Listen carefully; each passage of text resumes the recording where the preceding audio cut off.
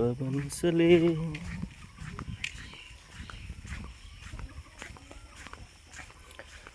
बहा थांनो आबै बहा थांनो नों बहा थांनो ओंखारदों साहायाव हेल्प खालामनांगोन नामा मदद खालामनांगोन हागोन ना हाया हा आं एसे मदद खालामना होनो हागोन दा अबेसिम थांगोन ए लिसु गुदियाव दे थांबाय था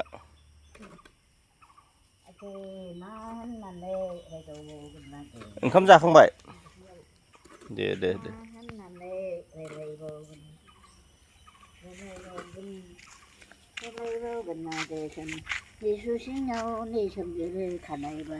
आयो दे दोंसे मेथाइ खन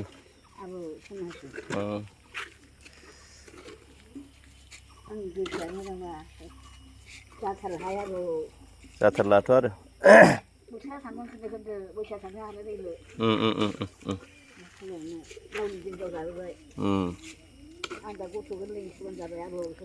गथ' गोरलै जाफिनबायथ' आरो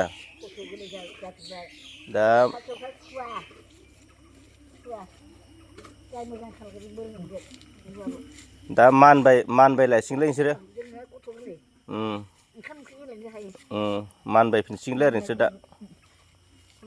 गोदो मानबायदोंमोन ना गोरलैयाव मानबायनानैसो थाबायनो रोंदोंमोन नालाय दा आरो दा मानबायफिनसिगोन आरो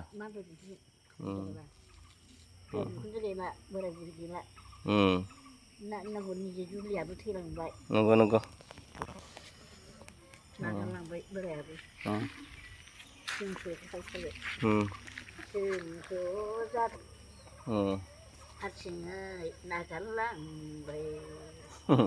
आबैजों दान्दिसे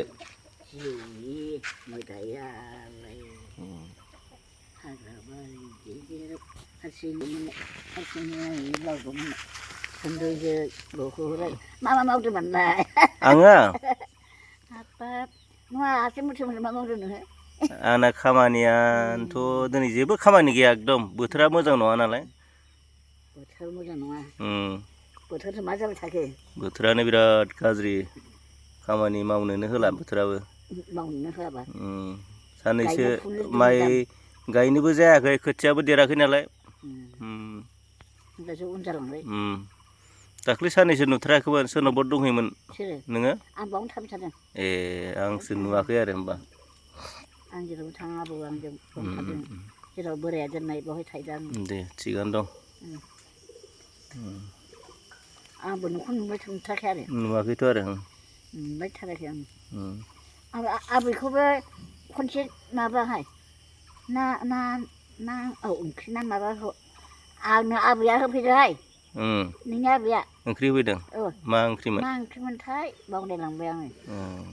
सोर माजों संना होफैखो बियो गोसोआव थायाखै आंहा बावगारबाय दे मोजां फिसौज्लाया मोजांहाय जों नायलायदोंमोन दे सम मोनाखै र' सम मोनाखै गायगोन फुगोन ना आबौ गायनांगौहाय गावनिया गावनि जानो आन्था दब्लायसेल' दब्लायनैल' गावनि